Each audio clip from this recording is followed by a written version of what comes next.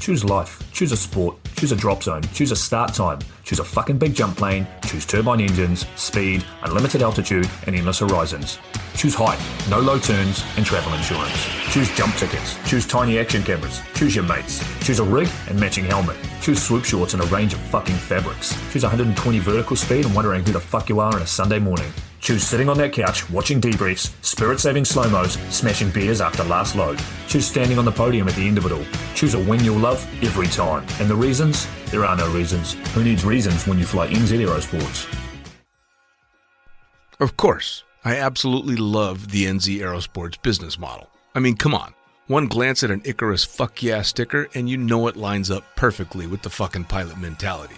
But outside their wonderful use of colorful language and a great company vibe, there's a long list of reasons to say NZ Aerosports, fuck yeah.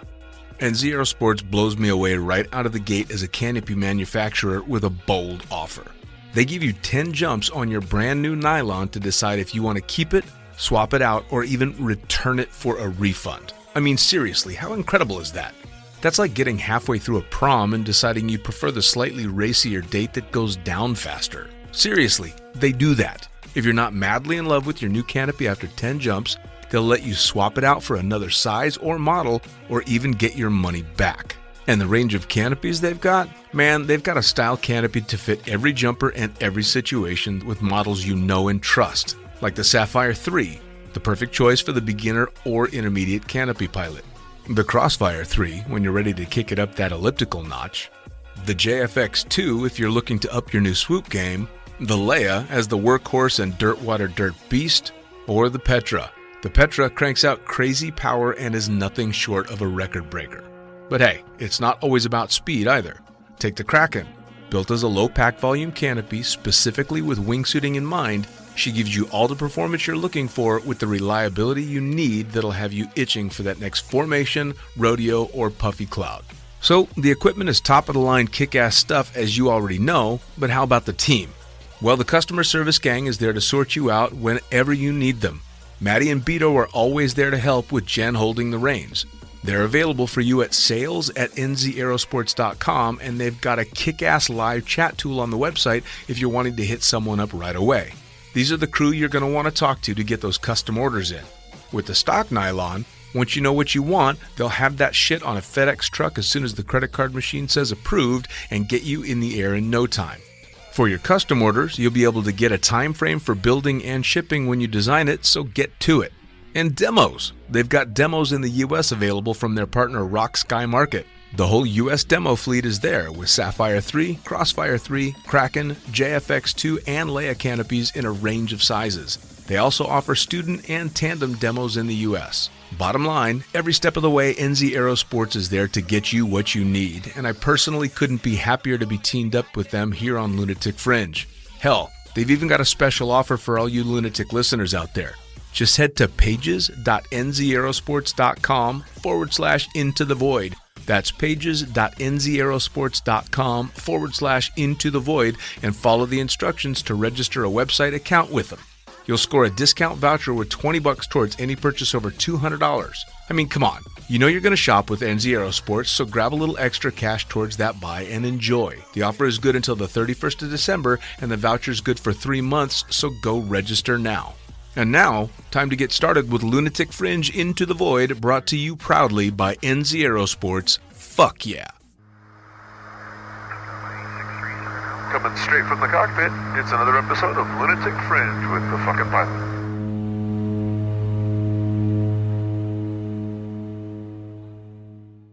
Ready, set, go! All right, back in the can for another edition of Lunatic Fringe, and when I found out I was going to have this guest on, I literally can't wrap my head around the number of stories going back pretty much my entire skydiving career, so jump straight into it. Who the fuck are you, and what do you do? My name's Brian Moeller. I'm a, semi-retired tandem instructor. Semi-retired, I'm going to do about 800 to 900 tandems a year now. family man, husband, wife, not wife, father, husband, father, Awesome. operating engineer. Yeah. So Pretty boring. your part-time tandem instructor is still 800 or 900 tandems a year. Yeah, I jump now 5 days a week. My real job is I work a graveyard shift at a hotel maintenance. I get off at 7. I go and make a few jumps. I'm usually home by noon or 1 o'clock. Damn. Depending on the day, we can get 1 or 2 done. Or with Eddie Carroll, we could do about 12 loads before noon. Right. And be home. So now, what operation are you jumping for now? Go Jump America, which Go Jump Vegas out in Jean. Okay, now that Gene's had a pretty long history of skydiving, and a number of different people have owned that drop zone. So is this the new drop zone after Eddie Carroll's? This is they bought it from Eddie Carroll. Okay. So all stuff transferred right from Eddie to Go Jump. Well, if you looked it up on Facebook, it goes right from Eddie to Go Jump. Okay. Well, now without skipping ahead too far forward, you guys had the first operation was your family operation out in Jean, though, wasn't it? Well, we moved from North Las Vegas in '95, and Tom Canaroso owned the drop zone at that time. And my oldest brother AJ had an interest in it. He owned a 182, and Tom owned a 182, and they each owned half interest in a 411, in 2 411s. So we moved from North Las Vegas to Jean with the false pretenses that we could land on the airport. And when we got out there, they said, well, you can't land on the airport here. But they got us out there in '95. And then I want to say '96, AJ acquired it from Tom. And yeah, it's been we acquired a terrible lease that we weren't able to fulfill. So they threw us off the airport in, I think, '97.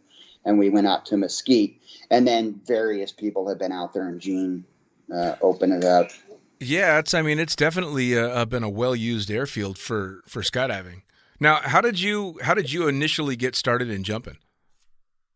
Well, I made my first 2 static lines. My oldest brother traded this old Ford van to the local jump instructor. He had about 100. My brother had about 100 jumps at the time, and my mom had done a tandem. And anyway, he had traded this van to this instructor and didn't have enough money to pay for it. So me and my little brother got our first 2 jumps for free, and it was kind of a rite of passage. There was no doubt I was going to do it. Right. My dad and brother had gone out to Pahrump, which was the nearest place to skydive, and I think it was 84 or 85 on Father's Day that my oldest brother and my dad went out and they made their first static line out in Pahrump, and then it just escalated from there. Dad ended up having 10 or 20 jumps, but was never really into it, broke his leg and didn't stick with it. AJ stuck with it, and so AJ's the oldest of 7 kids, 6 boys, 1 girl, and me and my little brother were the last ones, with the exception of my sister, to get involved in it. Man, oh man! I was introduced to you guys pretty much right at the very beginning of my career, because I was working in the Flyaway Wind Tunnel, and I don't even know how that first jump came about out in Jean, but your older brother was the first person ever to pay me to jump out of an airplane when I had no fucking business. Well, that's kind of his forte. Yeah, man. I think I had less than 100 jumps, way less than 100 jumps the first time I shot a tandem video, and it was the drop zone was aptly named Outlaw Skydiving, which was fucking perfect. Did you get the shot? Damn right I got the shot. Good. AJ would have killed me. He was hired, man. Oh, yeah. He knew what he was doing then. It's kind of funny as we're talking, I still have the original Outlaw Skydiving t-shirt that AJ gave me almost 25 years ago, hanging about a foot away from me on the wall. Wow. Yeah, that's man. Cool. Oh, I hung on to that for dear life. I had so many memories, starting all the way back from North Las Vegas. North Las Vegas was fucking crazy back in the day. Well, that's what they always said, but it wasn't as crazy as maybe it was portrayed by Michael Hawks out there in Skydive Las Vegas. Yeah. Well, there was quite a I'll use the word rivalry, but it was a hell of a lot more than that between you guys. But I talked to you before the podcast.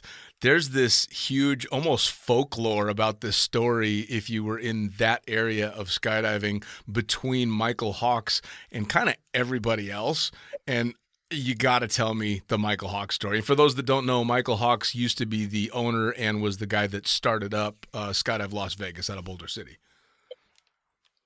So what was So the he started story? out skydive. So Michael worked for Tom Canarozzo, and it was a small operation. I wasn't in town. I was out of town living when it all went down. But Michael Hawks worked for Tom Canarozzo. And yeah, Jim Fonsbeck and a couple other. This was tandem in its absolute infancy. There wasn't a lot of people around doing it. There certainly wasn't any tandems in Vegas. We learned static line, and that's kind of how I progressed. As I was a senior in high school, so I packed static line parachutes, and I think I had to pack 8 static lines to get one jump. But anyway, I had moved out of town. Tom Canarozzo, convicted felon for reasons that we don't need to go. A lot of reasons why skydivers become skydiving and have skydiving airplanes is for the same reason that Tom Canarozzo was a convicted felon. Fair enough. But so he opened up this drop zone and probably had 2 tandem rigs, a 182, maybe 2 182s, and Michael Hawks was one of the instructors. And I don't know what made Michael Hawks was a shit stirrer. So he'd stirred enough shit where he was asked by Jim Fonsbeck to leave the drop zone, to get off the airport. He had caused enough shit. But now Michael Hawks was sitting underneath a tree, and when Fonsbeck approached him and he says, "You're going to leave the drop zone, but if you stand up, I'm going to knock you down." So Michael Hawks literally crawled from his spot under the tree to his car and drove to Boulder City, opened up the airport, or opened up his skydiving center in Boulder City. Yep. Yeah, I mean, there was some bad blood there to begin with. Yeah. I mean, it almost seemed to me in hearing the stories that Michael Hawks started Skydive Las Vegas out of spite because he was made to crawl away from his last drop zone. Yeah, maybe for whatever reason, I don't know. Everybody's motivation for opening a drop zone is different.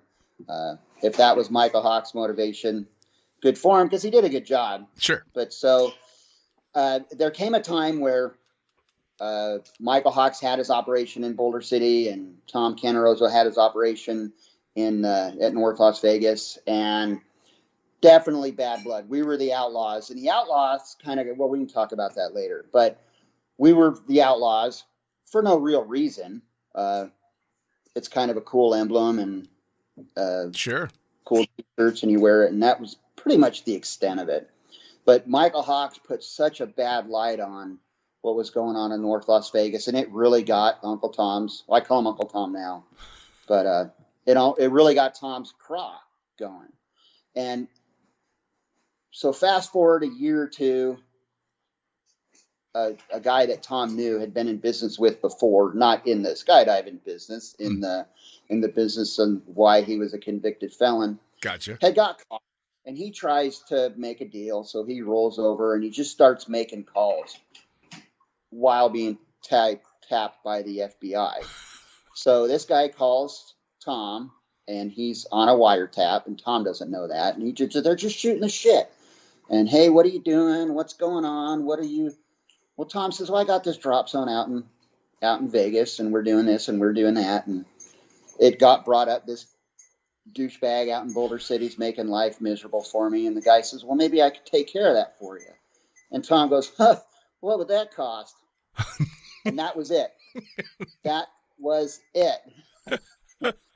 But that was enough for the FBI. Well, first of all, Tom was already in trouble for talking to his, being a convicted felon on parole. He was already in trouble for even talking to this guy. Sure. But him saying, well, how much would that cost? Well, I was it. mean, because by the time it got to me, generations in skydiving later, it was this huge story about how Michael Hawks, one of the most hated DZOs ever to be in the sport, had at one point had a hit put out on him. And when you mix all the stories together, it was somebody was trying to kill him. He had to crawl away from the drop zone and all this stuff. And so it became this huge story that for people like me that worked for Hawks for a couple of years, and there is no love lost between he and I, it was just the funnest fucking story to hear. Well, it's fun, and it's when you put it in reality, it's really pretty disappointing. But that's what it was. Now, whether Michael really thought, if anybody that knows Tom Caneroso, he's not going to give anybody any money to do something that he could do himself. Right. So, but Tom Caneroso, he is 100% Italian. He's got that look about him, and yeah, maybe Michael thought mob hit sounded a little serious. Right. Oh man, I don't think it ever was. No. Well, and we talked pre-podcast too that, I mean, negative things aside, the fact of the matter is the Boulder City Drop Zone in Skydive Las Vegas was a super successful drop zone. I mean, holy shit, that place was fucking busy. It was, and we were pretty busy too. He marketed it a little bit better. He was definitely a better.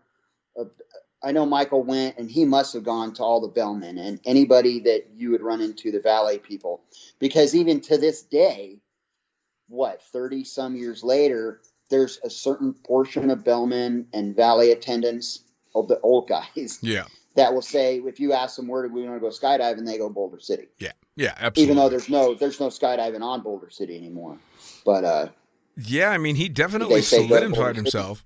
Well, and it was, I remember when I started jumping in Las Vegas, because Boulder City was my home drop zone. It's where I learned. And I remember the first time that I went and jumped in North Las Vegas and then came back, I got a rash of shit for having gone and jumped in North Las Vegas because I crossed, whatever imaginary line.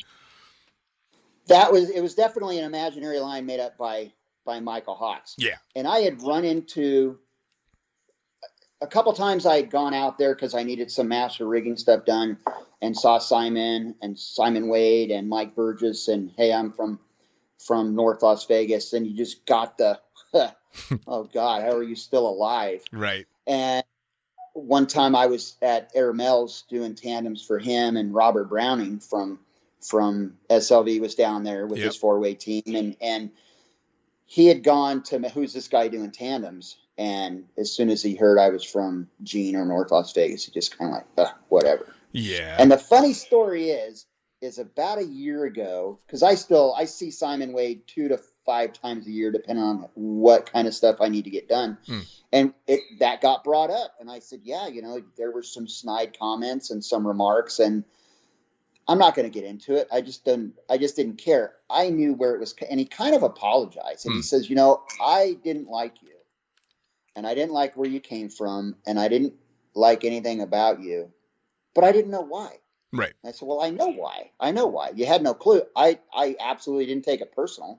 I knew where it was coming from. Sure. And I just didn't care. Think what you want. Yeah, absolutely. Well, and I mean, for those of us that started out and then ended up working for a long time in Boulder City, I mean, especially for somebody like me who was a super young skydiver, that was the fucking golden ticket.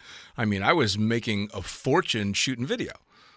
Yeah, you guys were definitely doing a lot better out there than we were, and I think that's the management mentality. Michael Hawks certainly had a better mind for business and volume than we did. Well, and I definitely remember one of the first time that I ever went to North Las Vegas. I didn't have gear yet. I was super low time, and a guy I'm sure you probably remember, Jerry Fox, took me out there.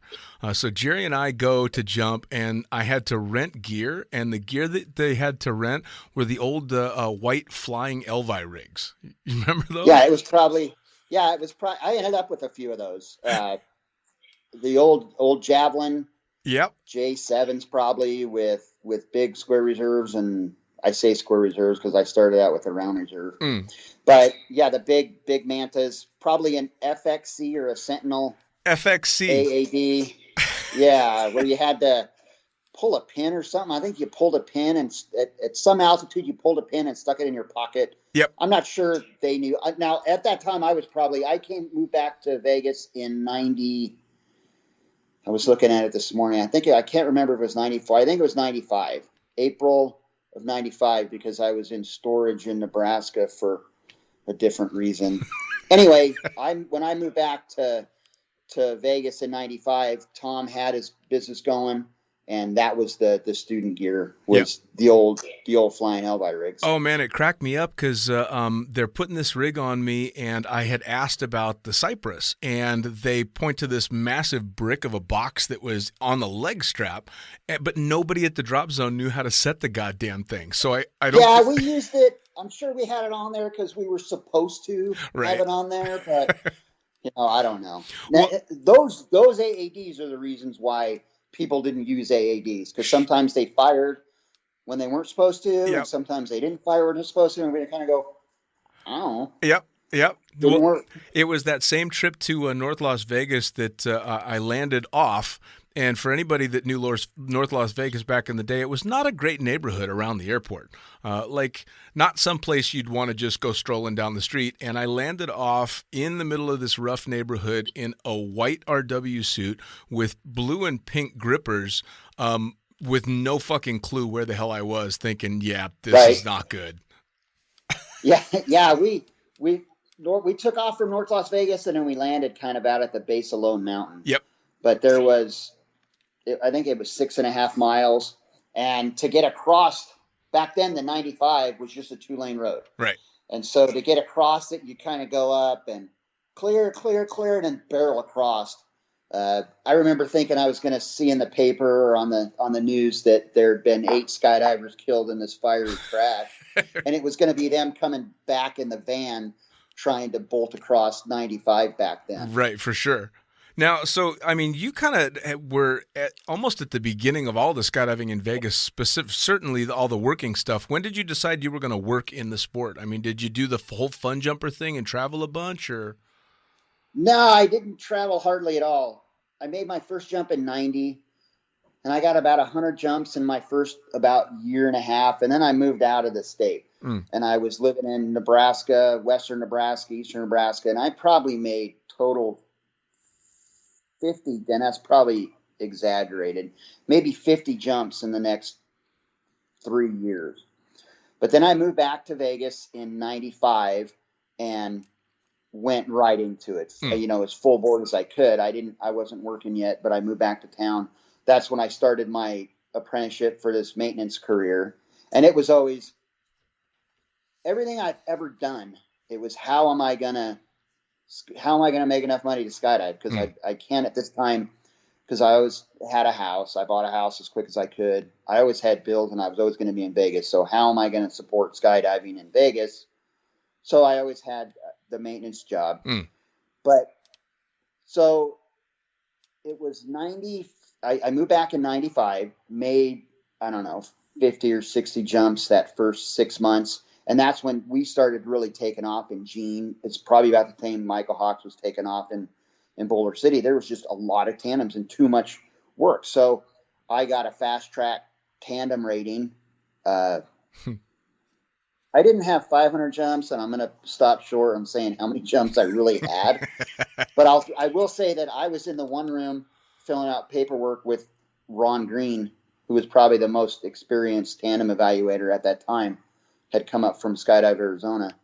And while I was doing paperwork with him, my logbook was being forged in the room next door. But I tell you what, tandem scared the hell out of me for a long time. And I like to say you couldn't drive a needle up my ass with a sledgehammer for about my first 200 to 300 tandems, because I took it serious. And it was, I knew it could go wrong. I didn't necessarily have the best influences around me. So learning what to do and mostly what not to do kept me on my toes. So that was 95, and I quick got a couple thousand tandems in those first few years at North Las Vegas and then out in Gene. And just went on there. I always wanted to be back skydiving where I could do tandems and then go do fun jumps. And that drop zone we had in Gene was it, because it was open from almost dawn till dusk, and we jumped into the sunset, and maybe sometimes some night loads technically, but we just jumped all day. And so it wasn't unusual to do 4 or 5 tandems and 4 or 5 fun jumps all in one day. And I've been pining to get back to that for 30 years now. Sure. And I haven't quite got it yet. Well, I was lucky to be there for when that was going on, and when AJ still had the drop zone with you guys, and then when it went to what was it, Gravity Zone? And Gravity Zone tried to do some fun jump stuff too. Yeah, we were shut down, or we left Gene and went to Mesquite, and then AJ was killed in '99, and it wasn't long after that Gravity Zone opened up out in Gene. Sure. And, everybody opens up with great intentions, and then there's never a tandem instructor. Right. So I ended up working for Jason out there at Gravity Zone for quite a while. He tried. He didn't have the Vegas for years and years, and you've probably seen this because you've been around the country, certainly around the country and all around the world.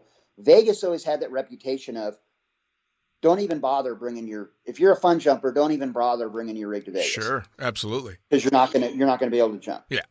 So Jason tried to get around that at Gravity Zone and was never really able to do it. Never really had the airplanes. Sure. Well, and even the airfield back then, because I think I was there for just the very tail end of being able to land on the airport when AJ still had the place. In fact, one of the last jumps that I did with AJ, I went out with Kevin Love and Galen, the fireman, to do that completely illegal high altitude tandem out of the King Air with the transponder turned off. Yeah, that was a funny story about that.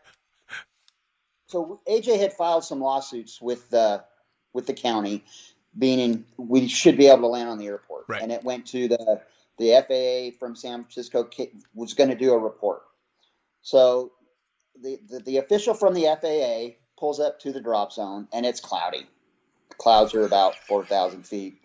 And he pulls up to the drop zone, and he hears the King Air cut, and then he looks up and he sees skydivers coming through the clouds, and he got back in his car and left and never even walked in. I mean, we blew it. We absolutely 100% blew our chance to be, but we had temporary permission to land on the airport for a few months until the investigation go through. But FAA guy shows up and we punch the cloud. I mean, not even. There's no way to fudge that. I mean, I've done some cloud jumps where I can say, yeah, I could see the ground through that. There's no way.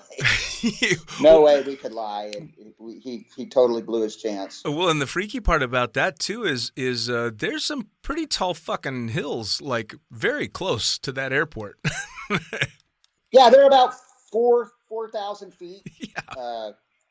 They're not super close. They're close enough where I know this year, when we were getting all the fires from California, the visibility was pretty low, and I'm asking the pilot, "You can see this shit, right?"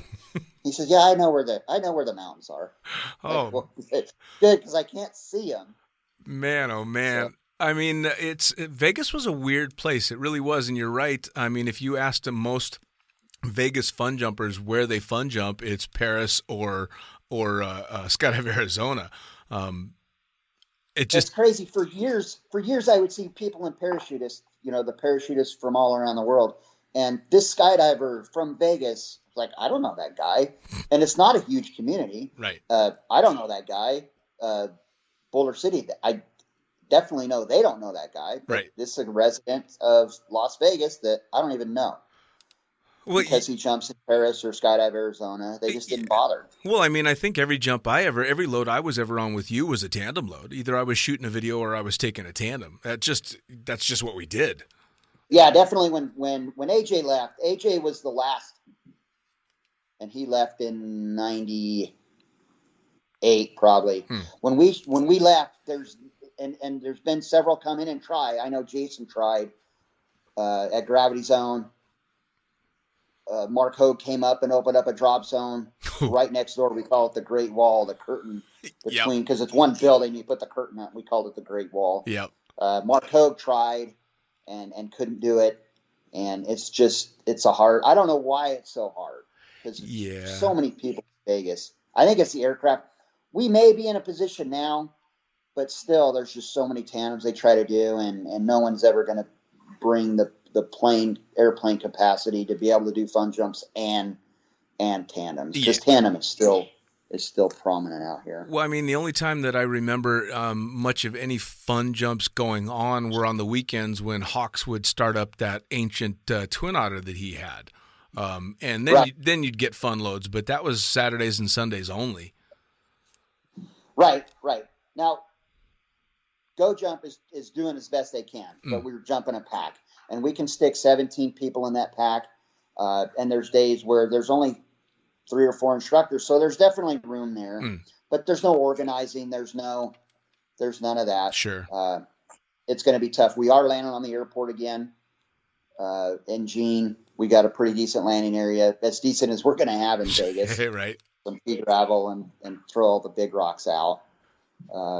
So now, how did you end up doing the Elvis stuff? So not only was there a conflict in drop zone owners between Michael Hawks and Tom Canaroso, but in 1990 or 91, and I had just moved away when this all went down. I came back and saw a bunch of the fireworks afterwards. But so they did the movie Honeymoon in Vegas. Yep. And it started out with, they approached Mark Masivic. And Mark Masivic was the owner of Americana Realty. He was the lifeblood of skydiving in Las Vegas when I started, and for a long time. They approached him about this movie. And he said, yeah, because it was called Into the Fire Skydiving Exhibition Team. And he had some really old timers, really good guys, but some old timers there that were doing it. And then it escalated from 2 skydivers to then it went up to 20. So they do this movie, and now everybody wants these flying Elvises to come jump into their event, and they didn't exist. Right. So Mark Masivic did a pretty good job. I don't know if he ever formed a 10-man team, but he had some guys, and one of the guys that he had jumping for him, Kelso Smith, was a stagehand and knew this producer. And this producer, Dick Feeney, got involved somehow and could produce it and promote it, and went on, and they had all done, as far as I recall, some stuff together. And then I think some of the guys, because Dick Feeney took a fee, and he probably made a lot more money than any of the skydivers did. Sure. And of course, at that time, that irritated the shit out of the skydivers. So it kind of broke off into 3. Let me think. No, I think it was Mark Masivic got hurt doing a jump for Dick Feeney. So when Mark got hurt, Mark got outmaneuvered by an Oldsmobile and probably should have died, but he didn't. It was for, I think, a rehab center, and there happened to be a bunch of brain surgeons on scene. So he hit this with the Sabre 150, hit this fender of this car and face planted on it, and probably should have died, but he lived, and he's alive to this day. I saw him about a year and a half ago. But once he was gone out of the picture, now who's going to take the lead? He owned the airplanes. He owned different stuff. But then it formed into several different factions. The Into the Fire guys were probably not going to do a lot. Dick Feeney was trying to do a lot. Jim Fonsbeck, and I did a couple jumps for Jim Fonsbeck as Elvis in a couple different minor league baseball stadiums, and it was go to a costume store and rent a costume and go and do this jump. I don't remember ever being paid for anything I did for Fonsbeck, but we had a lot of fun. Sure. And so, but the real team was Dick Feeney, and a lot of about half the guys from the movie didn't go with Dick, and half of them did. Rick Moffat was one that went with Dick Feeney, and I wasn't their first choice. They had lost some guys or missed some guys, and so I guess I had a bad reputation as having a pretty bad temper, so I wasn't their first choice. Okay. But the guy that they picked before me ended up landing on the tarmac in front of this airplane that was taxiing, so they had to throw him off, and so I got the end. Jeez. And it was honestly it was that time where 3 of the guys had gone to Boston to do a jump, and it was 3 of the guys from the movie, and then I remember about that same it wasn't too many weekends after that, me and AJ had gone with Fonsbeck to do this other demo. Well, the guys that had gone to Boston, 3 of the guys from Vegas, and then they hired a local guy to spot because they're spotting on this pier. And it's at night, and they spotted the wrong pier. The guy totally blew it. 2 guys landed in the water, and we're fine. One guy, I'm not going to name names because I really got a lot of respect for the guy, but he landed in this, he went for the land and made the land, and the guy followed him. And I go, well, that's your first mistake, is following this guy. Right. Well, the one guy hits the land and he broke his back. And the other guy that followed him, it was landing in pretty high grass. He tripped and smacked his face on a rock or a railroad tie. He died. And I remember talking to the guy that broke his back, and he's laying there and looking in the bed next to him. And he knows the guy's dead. They're keeping him on life support for organ donor reasons, but this guy's dead. But so that was some bad blood, even just within the flying Elvi. Wow. So anyway, I made my first flying Elvi trip it was 97. We went to Kansas City, Missouri, and we ended up not jumping, but I was roommates with Bruce Henderson, who hated everybody from North Las Vegas. And I really liked Bruce a lot. I don't know. We took a liking to each other. Sure. And it was just, he had a lot more jumps than I did. I was like, I looked up to him a lot. We didn't end up jumping that day or that trip, but that was my first, oh, dude. My flying Elvi trip. Well, Bruce was my AFF instructor. So he took me on my first tandem, and then he was my AFF instructor through to my A license. And then, of course, years later, I ended up shooting video for him chucking drogues when he would come out and do tandems every once in a while. And he was, I mean, especially when you're starting out, that guy was my fucking hero, because he's this really good-looking, suave guy that he's getting all the ladies, and he's jumping out of airplanes, and he's a damn good skydiver. And Bruce was he was a fucking rock star. I almost thought he put on makeup just because he always looked good. Yeah, he did. And I saw him at his worst. And he goes, we're on a trip in Green Bay, and he's thrown up in this toilet. And we've got to go do this show. And he's drunk and puking in this toilet. And I'm rubbing his back going, man, we got to go. We got to go. But he still looked good. Yeah, yeah. He, I mean, he did the funniest story that I ever had, and I'm sure you were either there or remember the Today Show story. Was it Today Show? The one where he apparently... Yeah, he was... That was literally months before I got onto the team. But yeah, I heard all about it. His boss, I think his 8th or 9th grandma had passed away. So he was going to the funeral, and... he was on the Today Show. Yeah. I think they were in Memphis, landing in Elvis's old neighborhood. And it was a bad spot. And they land, and there's some gunshots, and the cops pull up, and it's like, get in the car. You got to get out of here. Right. And so but yeah, there he was on Good Morning America. I mean, talk about an amazing way to get busted out for playing hooky at work as your boss tunes in. Well, what do? You're like, you got me. Yeah, you got me. You got me. He always struck me as I guess to talk about a show from back then, he was the Sam Malone of skydiving to me. He was just that, wise guy that knew absolutely everything you needed to know, and just was super smooth about all of it. He just cracked me up. Right. But was always kind of a fuck up too. Yeah. I mean... Well, I mean, that kind of goes with the territory, though, right? I mean, the Flying Elvi, I've done a lot of the Flying Elvi now, and I think more than anything, you guys, I mean, besides being a really successful demo team, you guys were just having a fuckload of fun. That's why I did it. Yeah. I had a lot of fun. I tried to keep it, I don't know. I didn't ever jump small canopies. They were still demos, and I took them serious. But yeah, they were road trips, and they were a lot of fun. Yeah, for sure, absolutely. Well, but one of the things that I remember most, especially about my time in Vegas, and when I would be jumping with you, was that you seemed to have just as much fun doing a tandem as I always figured you were on a road trip.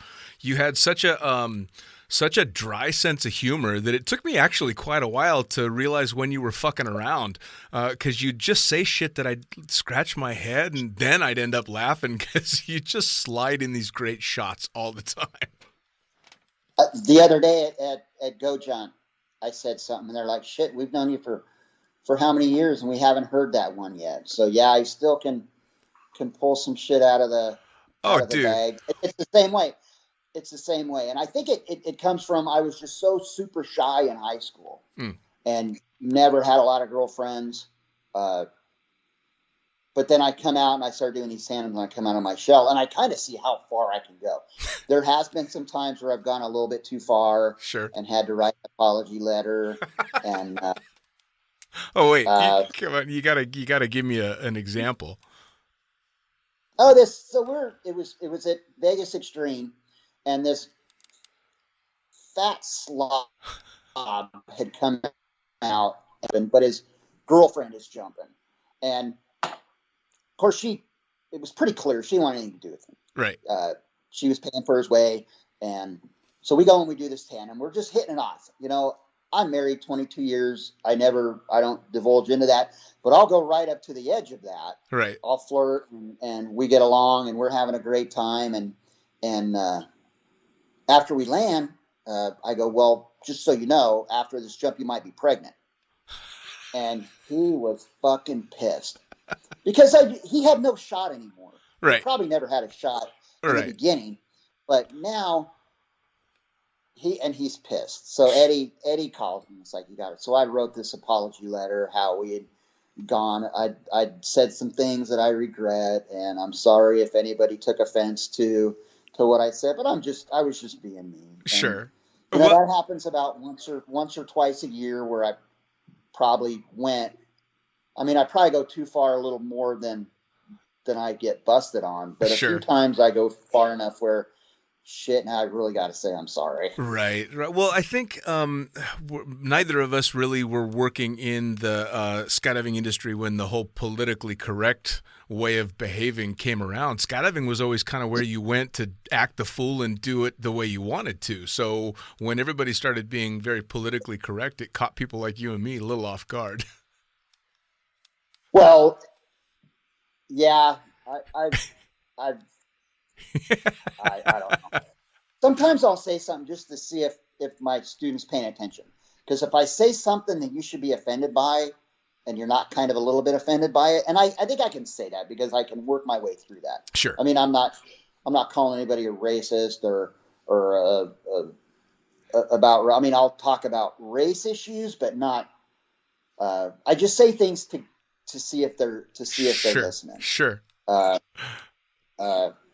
Well, and most of the time they're not paying attention anyway. But if they say, I go, oh, I'm just kidding. I'm just sure. When we started chatting on Facebook again, you reminded me of something that you said to me. I guess it was 17 years ago when you were showing me pictures of your son doing his 100th jump. He did. He's got about 80 some jumps now. No, I think it was the first we had just started chatting on Facebook, and it's like, yeah, it's been a long time. I remember introducing my son, and I had him in a baby carrier, and I was working for Gravity Zone, and you were working for Eddie and Dale out there. Same drop zone. It's like, here's my fuck trophy. Yeah. Did good, right? Yeah. Well, and it wasn't just the fact that you called him a fuck trophy while you're holding him in his little bassinet. It's the way you said it, because you just said it so casually, like it was, this is my kid. It was so good. It probably wasn't the first time I introduced him that way. Probably not. I was pretty proud. Probably not. I remember thinking that was just the funniest fucking thing ever, and then that just kept on going. But that was a fun vibe out there when we got to kind of push those lines a little bit, which you don't get to do, I don't think, quite as much now. Oh, I still talk, and I've still got the same spiel. Vegas is so weird in that we're not training people how to skydive. It come out here, you try to. I always look at it. Honestly, I'm working the tips, and if I can break a barrier and get you to chuck a little bit and think about some things a little bit more seriously, not the skydive, but sure, race things or political things, or I can say things about your sports team or whatever. If I can say that and we can have that banter back and forth, I'm working on my tip. Sure. And the tips are a little bit better. In the end, it's selfish because if I get you to relax a little bit more, it makes my job that much easier, and you're going to enjoy it a lot more. Of course. Now, I've overstepped my bounds a couple times, and the person absolutely hated me and was offended by what I said. But I've got, I don't know, 17, 18,000 tandems, and it's happened half a dozen times. Sure. Well, and there's a few that I look back on where I know I took things a little bit too far, and you'd get back in that banter back and forth. I had a buddy of mine in the Bay Area, and we would always joke back and forth. And this particular day, we got on telling just this horrible round of gay jokes. And you know how it's who can tell the most offensive joke. And we're just fucking around, but didn't realize that our two male passengers were a couple. So right. I look back on that one and I feel so bad because they don't realize I'm just telling jokes. I'm just fucking around, and it was so offensive. And of course, now I look back and go, "Oh, Jesus!" But well, that's probably one aspect of the customers that I've changed, and I've embraced it. I'll kind of gag with the girls. I'll gag with the guy. As much. Everybody's the same to me. Sure. Black, white, fat, skinny. For sure. For sure. I try to be as receptive to everything as I can. Yeah.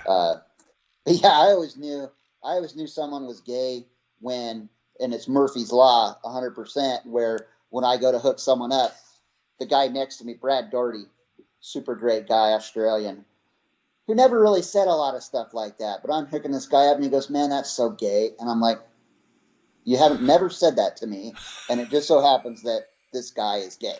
I don't know how you don't know that, dude, but I knew that was like the absolute fact that this guy is gay because Brad said something about it at the worst time. Well, and it is Murphy's Law. It really is. And especially like in a town like Las Vegas, and you had mentioned tips. Man, I've never worked at any drop zone like any drop zone in Las Vegas. The tips in Vegas jumping can be better than for your salary. Yeah, there were guys in Boulder City who wouldn't cash their checks because they were doing well enough on their tips where I'd forget. You didn't need it. You didn't need it.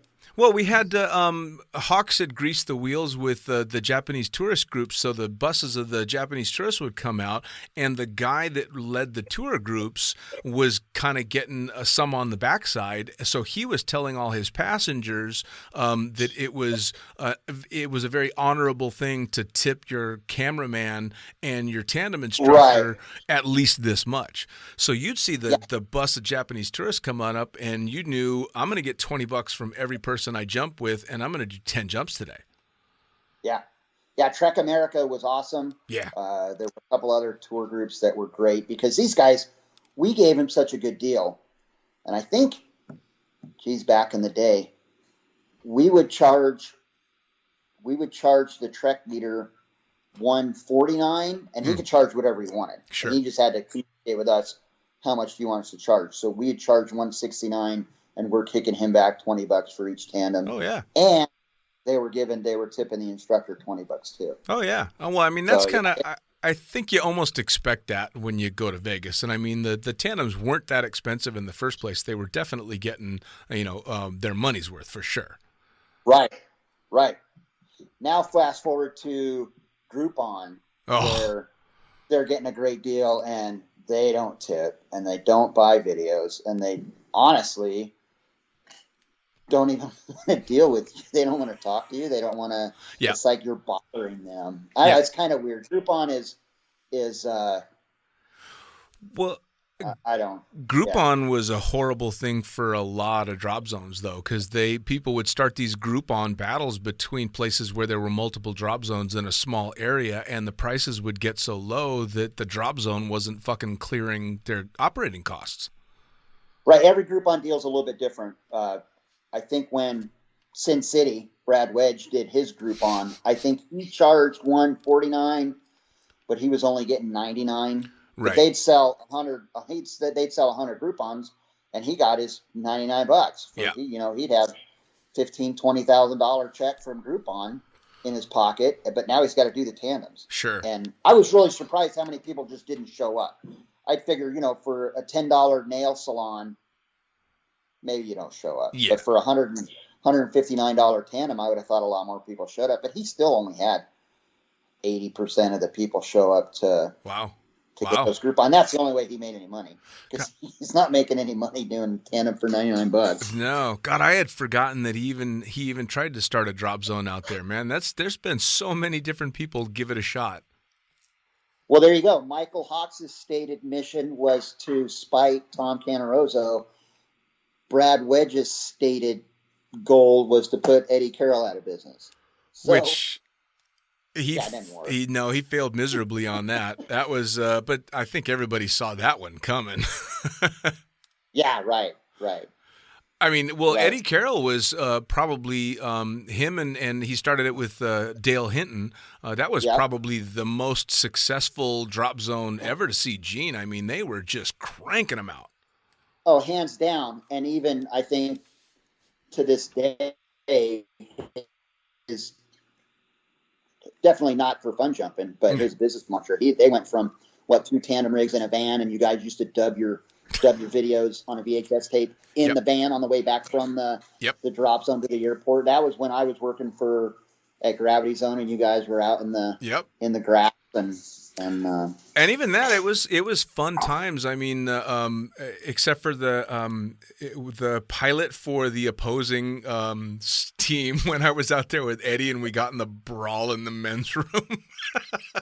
Oh. Do you remember that? Yeah. So I was doing a state record down in Laughlin. Yeah. And I got a call from Chris Nunn that Dale had punched this pilot in the bathroom, and I go, well, he's dead then, because if Dale punched him, he's dead. Right.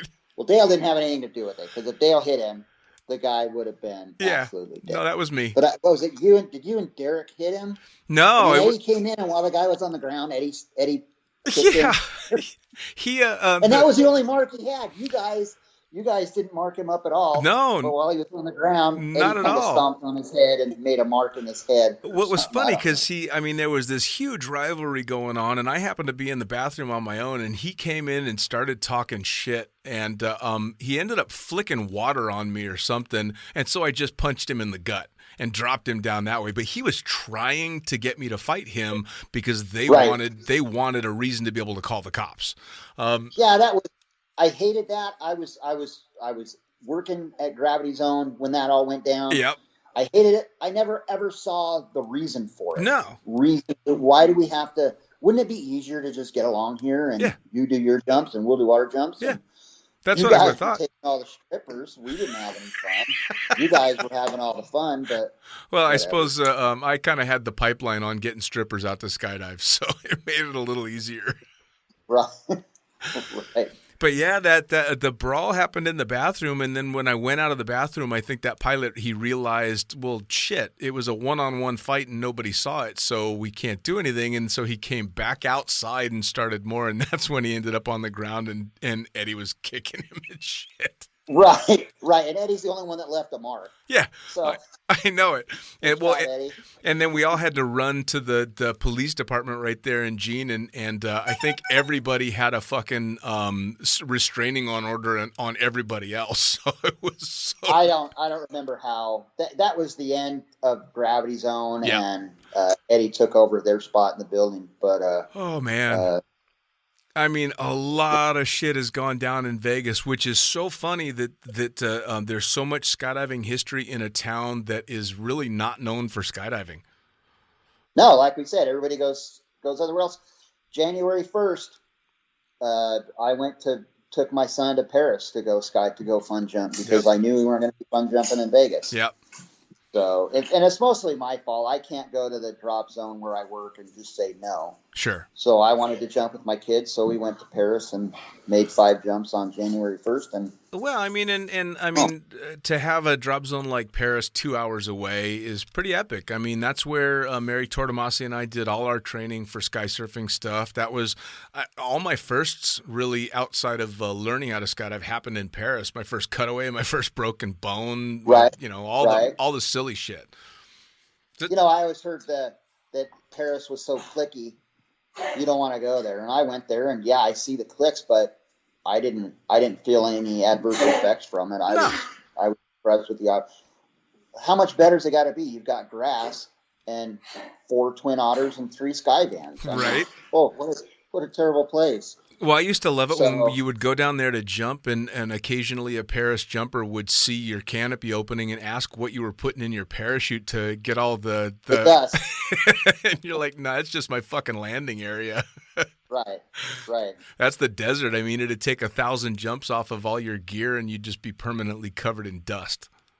All the time. Yeah. All the time. So what's the future of Vegas now and the drop zones and the Elvi and all that? Is there still more to come? I'm sure there is. The Elvi are kind of a dying breed. We need to do another movie or have something happen. We were in Memphis a couple years ago, and I was looking around at the table, and I thought, 25 years ago, I was 22 years old and the youngest guy on this team, and I'm still the youngest guy on this team, and I'm 47. So we've got some problems here, and we don't do anything. We don't do crew. As far as demo teams go, we don't do shit. Right. I mean, some of them can't even stand up their landings anymore if they can hit the target. And 1 or 2 demos, jumps is all they do a year. And I mean, those sound like amazing reasons to come watch a demo skydive. Well, for us. Not for the general public. No, I don't think the general public would like it at all, but that just sounds fucking entertaining as hell to me. we did a jump a few years ago into the South Point, and it was for a Jerry Lewis telethon. And one of the guys, Rick Moffat, dressed up like Jerry Lewis. Right. And he comes in and he lands and he falls all over himself, and he gets up and then he goes and meets Jerry Lewis. And Jerry Lewis is like, "That was awesome. That's just what I would have done. I wouldn't have landed like that. I'd have fallen over myself, and that was great acting." It's like, no, that's just how Rick lands. He wasn't acting at all. That's pretty fucking funny, man. Well, I'll tell you what, though, considering that team started basically on a whim off of a not-so-great comedy movie, what a fucking ride that team has gotten. I mean, that's got to be the longest-running demo team in skydiving, isn't it? Yeah, I don't do a lot of history, but... it has to be. With the exception of the Golden Knights. Yeah. Yeah. Wow. 30 years now, yeah. I mean, and to be... Been around a long time. Well, and the one and only jump that I got to do with the Flying Elvi, I did because Eddie Carroll, when I was working for him, had me do that goddamn TLC's A Dating Story, where the show set me up with a local DJ, and they didn't think that a skydive was exciting enough, so they sent half of the team out to build a round on my tandem. Okay. Yeah, and that's the only time I ever... And they made us land in the middle of the damn dry lake bed. I remember that. Yeah. I was probably Growdy's on. I remember Chris Nunn was probably flying a Caravan. Yep. Landing on the lake bed. Yep. Yeah. Yep. Yeah, that's exactly what it was. And we jumped out of the Caravan. He did a low pass, and their whole date was they took us to fucking Arby's or something in a limousine, and then I took her on a skydive. So, yeah. Right. Yeah. Awesome. That's one for your logbook, right? Yeah, right. So now you're still chucking drogues in Mesquite, or? I'm in Jean. I'm in Go Jump, Las Vegas, and in Jean. Awesome. And 5 days a week, yeah. And you said they're working towards trying to slowly build up some fun jumping and maybe get a more active drop zone? They've got a phenomenal student training program. Awesome. And they've probably put out 20 to 30 students in the 2 years they've been open. Okay. They're trying to find that line of building a fun jumper base and then having a tandem base too. And sure. They don't quite have it dialed in. It's tough to dial it in. I don't know how you build something like that. Paris can do something like that. All these drop zones can do something like that. Sure. With the airplanes and landing on the airport and just being able to do that. And we don't have the logistics right now. Sure. To get that on. Well, here's hoping. We're working on it. Yeah. Well, I mean, regardless, I know damn well it's still probably one of the busiest cities in the country, if not the world, for tandems. I mean, it's the numbers that go through that city are crazy. Yeah, and there's room for everybody. Yeah. Years ago when when SLV had shut down, and Eddie was the only guy there. He hated it. Yeah. He was answering the phone, had more work. I think you might have been out there at the time. I was at SLV working for Brent Buckner, who was Michael Hawk's predecessor. Yeah. And talking to Eddie after, there needs to be 2 to 3 drop zones in Vegas just to handle that volume. Oh, yeah. Now, is there still a lot of call for tandem instructors out there? Is there always a need? There's always a need. The conditions out here are just not favorable. You have Dust Devils, and a lot of experienced tandem instructors won't come out here and jump just because the environment and Sure. the Dust Devils. And we try to be done by noon or 1 o'clock just because it gets turbulent and shitty. Sure. And I don't remember it being that way.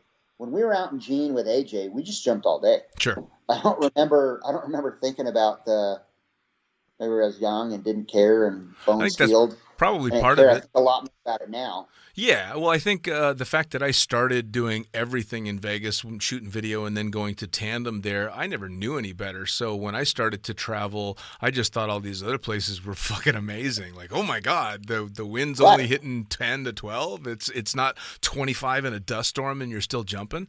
Right. And so my kid's learning out here. He's 18 years old, still in high school.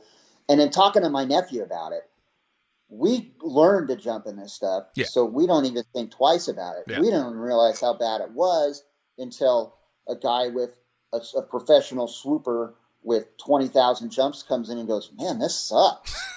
Like, really?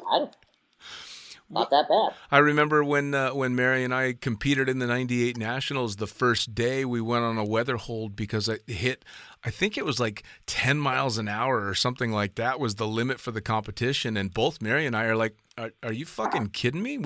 I've never jumped in less than 10. Right. Like I don't think I've ever jumped without at least 10 miles an hour wind. So yeah, I suppose it's just all in what you train and what you get used to. Right. Well, so as we wrap things up, what's the website for the drop zone so people can go, and for any tandem instructors that are interested out there, some information so they can follow up if they want to come join you? It's Go Jump America, and they've got drop zones in Oceanside and Santa Cruz also. Oh, awesome! But I think they're looking, they're so we've got plenty of gear, plenty of great airplanes, good management, good crews. Fantastic. So, hit them up, and just for everybody knows, bring your sport rig to Vegas because now you got a place you can jump in. Fuck yes! So awesome. For years and years, you see the guys roll in and they got their sport rig. I go, you need to ask around your drop zone because you're wasting your time bringing your sport rig to Vegas because you're just not jumping. But that's not the case anymore. We're building a base, and the base is getting better every day as far as fun jumpers coming out here and shit. There was a load. What day was it? Saturday. I had done 8 tandems, and my kid was there, and he's like, "Well, I got you on the last load. It's a fun jump load." We just did some BFR, and that was a lot of fun. So awesome. All these years, finally looking for it, and it's not there yet. But did a load with just 11 people, 11 fun jumpers in the pack at the last load of the day. Still, man. That's awesome. I'm glad to hear that it's starting to shape up. And you're right. I think Vegas has always been ripe for a proper drop zone. So hopefully you guys manage to get it there. I hope so. All right. Hey, Brian, thank you so much for taking your time, man. This has been a bit of a trip down memory lane for me, for sure, because you and your family and all have been in my entire skydiving career since day one. So, again, thank you so much. Yeah, you got time for one quick funny story? Please, fire away. So we were going out to Boulder City to do a jump with the Flying Elvi, but we were practicing the Santa suits. So we're going to do the Flying Santas. Right. Now, to land on the airport in SLV, I think you needed a C license. Yeah. Now, I had just started dating my wife. She had about 50 jumps. So the local SNTA forged her paperwork so that she could come out and be on the otter with us. Sure. To do these jumps, and it was fun. But so she's nervous. I was just looking at her logbook the other day, and it was jump 51 and 52 for her. So we go out there, and we're in our Santa suit, and she's doing a jump with a friend of hers. But we get sat in the plane, and who does she get sat next to? Michael Hawks. And Michael Hawks is extremely chatty with her. Where do you jump? You should really wear a helmet, seatbelt. Now, what Michael Hawks didn't know is that Susan is the niece of Tom Canaroso. So not only did we forge all this paperwork, but now you're sitting down next to the and Susan was just, Susan. She's Sure. just nervous as shit and didn't know what to say or how to say it. And it was just, Dude. it had all come full circle now that you're sitting down next to the niece of the man who had the hit out on you. Which is just so perfect. The whole thing is so perfect. And I've told people some of the random stories out of Vegas, and I don't think, you get that look on people's faces when you're telling a story that you clearly tell they don't believe a fucking thing you're saying. That's pretty much every story I have about Vegas. Right. And I don't know if that's different from every drop zone you go to, because they've all got stories, but we've got some pretty good ones. Yeah. And yeah. we haven't even scratched the surface of it. No, I was just about to say we're going to have a round 2 because if you're like everybody else I've had on the podcast, the minute that we stop talking, you're going to have like 50 stories jump in your head. So start taking notes. I've been thinking about them a long time. So if you want to do it again, we can talk about the origin of the Outlaws. Oh, yes. Yeah. Well, I mean, especially being able to talk about the Outlaws and stuff. I mean, the bottom line is I owe AJ the beginning of my skydiving career because, quite frankly, if he hadn't given me a shot, I may not have pursued it. And he did it in a very AJ way. It was, yep, you can do this, just don't fuck it up. Right. Yeah, exactly. Yeah. And It was great. It was fantastic. So, yes, we'll go round 2 and we'll talk about exactly that. Sounds good, friend. All right. Brian, take care. All right, as always, thanks for joining on another episode of Lunatic Fringe Into the Void, brought to you, as always, by the greatest magazine in the known universe. Head to blueskiesmag.com to check it out. Also brought to you by the Extreme Sports Collective, pussfoot.com, and summitparachutesystems.com, where you've got Jarrett Martin building amazing pilot rigs and giving some kick-ass rigging courses. As for me, I am the fucking pilot. Head to theprincesspilot.com to get links to all the podcasts as well as both the books. We'll see you next time.